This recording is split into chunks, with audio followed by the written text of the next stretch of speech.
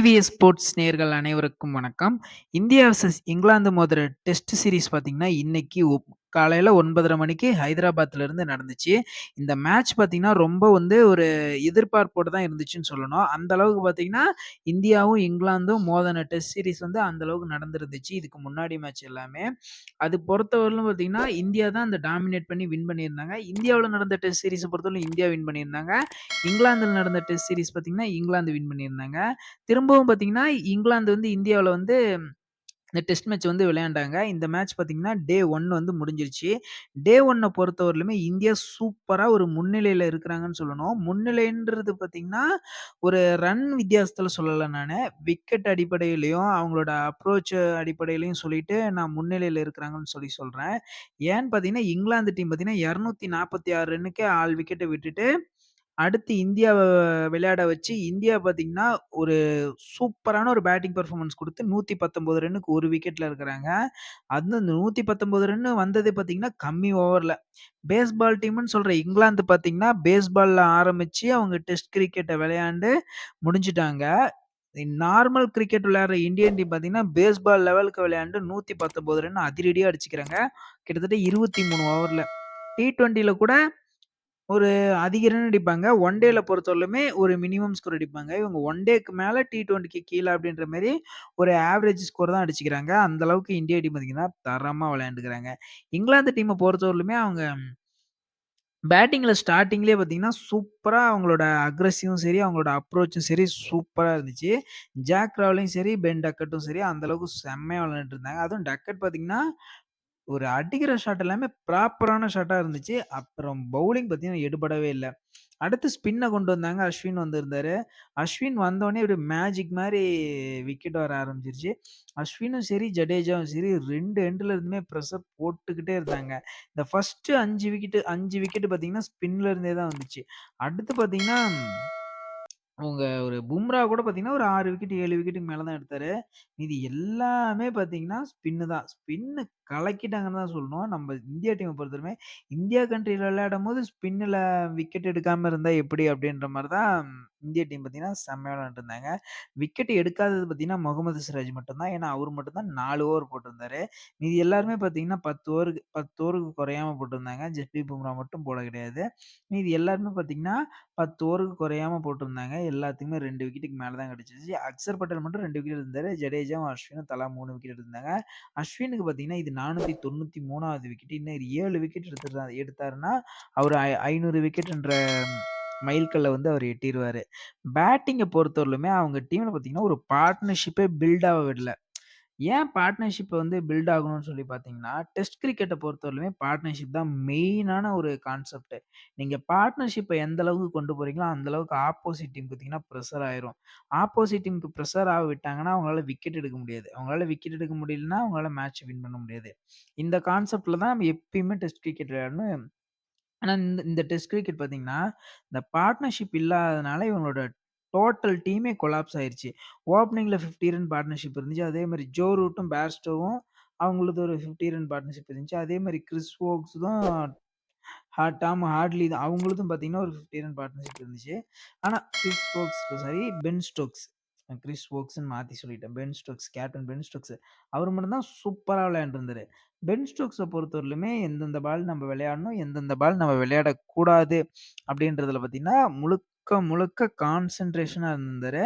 அந்த மாரி ஒரு நீங்க எக்ஸ்பீரியன்ஸ் பிளேயர் இவங்க டீம்ல பார்த்தீங்கன்னா, மோஸ்ட்லி எக்ஸ்பீரியன்ஸ் பிளேயர் பார்த்தீங்கன்னா, Joe Root, Jonny Bairstow, Ben Stokes. இந்த 3 பேருமே பார்த்தீங்கன்னா, கன்சிஸ்டன்ட்டா விளையாண்டுருந்தாங்க. ஒன்லி இப்போ பார்த்தீங்கன்னா, சீக்கிரமாவே விக்கெட் விட்டாரு. அவரு நெறைய இன்ஜுரிக்கு அப்புறமேட்டு வராரு. அவரு சீக்கிரமா விக்கெட்ட விட்டுட்டாரு. அதே மாரி பென் ஃபோக்ஸும் விக்கெட்ட விட்டுட்டாரு.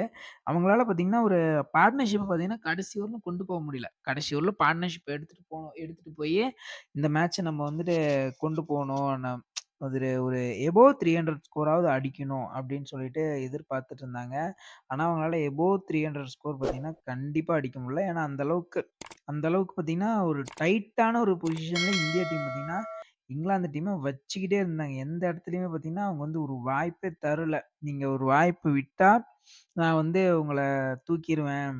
அப்படின்ற மாரி தான் இங்கிலாந்து டீம் இருந்தாங்க. ஆனா, இந்தியா டீம் பார்த்தீங்கன்னா, அதுக்கான வாய்ப்பே அவங்க அமைச்சு குடுக்க கிடையாது. அந்த அளவுக்கு பார்த்தீங்கன்னா, அட்டாக்கிங்ன்னு சொல்லிட்டு அட்டாக்கிங் மேல அட்டாக்கிங் வந்து குடுத்துக்கிட்டே இருந்தாங்க. செம்மையா இருந்துச்சு. அக்சர் பட்டேல் எடுப்பாரு பாருங்க ஜானி பர்ஸ்ட் ஒரு விக்கெட்டு. பயங்கரமான ஒரு விக்கெட்டுங்க. டர்னிங் செம்மையாகும்.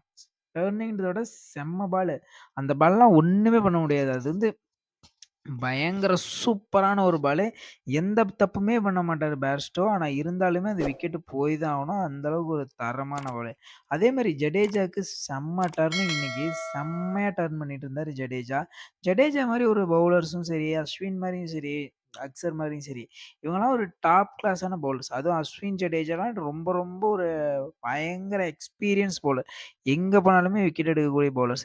உங்களுக்கு பார்த்தீங்கன்னா, கால்ல சலங்கை ஒரு நாட்டியக்காரங்களுக்கு கால்ல சலங்கை கட்டி விட்ட மாரி, இந்தியா பிட்ச்ல அதுவும் ஸ்பின்னுக்கு சாதகமான பிட்ச்ல கூட்டு வந்து அவங்கள பால் போட வச்சா, எப்படி அவங்களால சமாளிக்க முடியுன்றது தான் இங்கிலாந்து டீமோட பெரும் சவாலே. இப்ப அவங்க பார்த்தீங்கன்னா, 246 ரன்னுக்கு ஆல் விக்கெட் விட்டாங்க. இப்ப நம்ம வந்து டெஸ்ட் இன்னிங்ஸ நம்ப தொடங்குனோம்.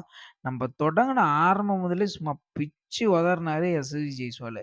கிட்டத்தட்ட அவங்களோட பார்ட்னர்ஷிப் இந்த இடத்துல தான் நம்ம பார்ட்னர்ஷிப் பத்தி பேசணும். அவங்களோட பார்ட்னர்ஷிப் பார்த்தீங்கன்னா, எந்த இடத்துலயுமே பில்ட் ஆவே இல்ல.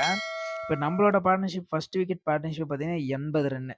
12 ஓவர்ல விக்கெட் விழுந்துச்சு. 80 ரன்ல ரோஹித் சர்மா அவுட் ஆனாரு.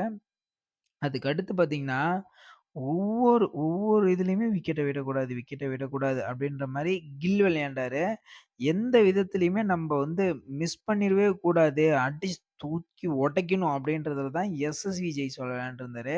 நீங்க ஜெய்ஸ்வாலோட பேட்டிங் பார்த்தீங்கன்னா, எனக்கு அப்படியே டிட்டோஸ் வீரேந்திர சேவாக். அவரு எப்படி விளையாடுவாரு, வீரேந்திர சேவாக், பிரண்டன் மெக்கல்லம்லாம் எப்படி விளையாடுவாங்களோ, அதே மாரி விளையாடுறாரு. கொஞ்சம் கூட ரெஸ்ட்டே குடுக்க மாட்டேங்கிறாரு பவுலர்ஸ்க்கு. செம்ம அடி அடிக்கிறாரு. அதுவும் பார்த்தீங்கன்னா, இந்த புது பவுலர்லாம் டாம் ஹாட்லிலாம் போட்டு வேற லெவல்ல பிச்சு உதறிட்டாருன்னு சொல்லணும். அவரோட ரன் ரேட்லாம் கிட்டத்தட்ட 7க்கு மேல. ரிஹான் அகமதோட ரன் ரேட்டும், டாம் ஹார்டியோட ரன் ரேட்லாம் 7க்கு மேல இருந்துச்சு. அதுவும் ரிஹான் அகமது கூட 3 ஓவர் தான் போட்டிருந்தாரு. ஹார்ட்லிலாம் 9 ஓவர் போட்டு 63 ரன் 7 7 ரன் ரேட்ல பார்த்தீங்கன்னா, அவரு குடுத்திருந்தாரு. அந்த அளவுக்கு அவரோட ஸ்பெல்லாம் ரொம்ப மோசமா இருந்துச்சு. கிடைக்கிற கேப்ல சின்ன சின்ன கேப்லாம் பார்த்தீங்கன்னா, பவுண்டரி அடிச்சுட்டு இருந்தாரு. நாளைக்கு பார்த்தீங்கன்னா, கண்டிப்பா செஞ்சுரி அடிச்சுருவாரு. அதுல எந்த சந்தேகமுமே கிடையாது. கில்லு ஓரளவுக்கு பார்ட்னர்ஷிப் பண்ணி கொண்டு போனாருன்னா, எஸ்எஸ்வி ஜெய்ஸ்வால் செஞ்சுரி கம்பல்சரி அடிச்சுருவாரு.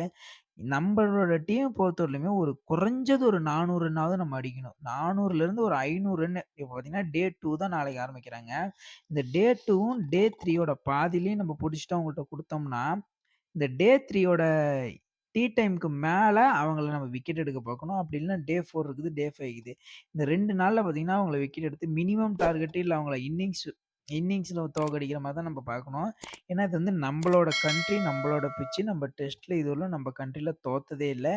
விராட் கோலி கேப்டன்ஷிக்கு அப்புறமேட்டு. டெஸ்ட்ல நம்ம தோத்ததே கிடையாது. அத பார்த்தீங்கன்னா, நம்ம தக்க வச்சுக்கணும். இதே மாரி விளையாண்டா கண்டிப்பா தக்க வச்சுக்கலாம். செம்ம பொசிஷன்ல இருக்கிறாங்க. 119 ரன்னுக்கு 1 விக்கெட் இருக்கிறாங்க. 23 ஓவர் தான் ரன் ரேட் மட்டுமே 5 கிட்ட இருக்குது. இதே மாரி அவங்க மெயின்டெயின் பண்ணிட்டு போனாங்கன்னா, பேஸ் பால் இல்ல. எல்லா பாலையும் தூக்கி சாப்பிட்டு போயிருவாங்க இவங்க. அந்த அளவுக்கு ஒரு அட்டாக்கிங்கோட